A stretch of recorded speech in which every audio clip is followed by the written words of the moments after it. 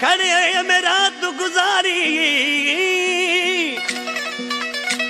ओ खड़े खड़े में रात गुजारी, मेरे शाहिद नी जड तारे। ओ सिर कनू जा पीड़ू बिरी में कु दर्द देवन दधकारे।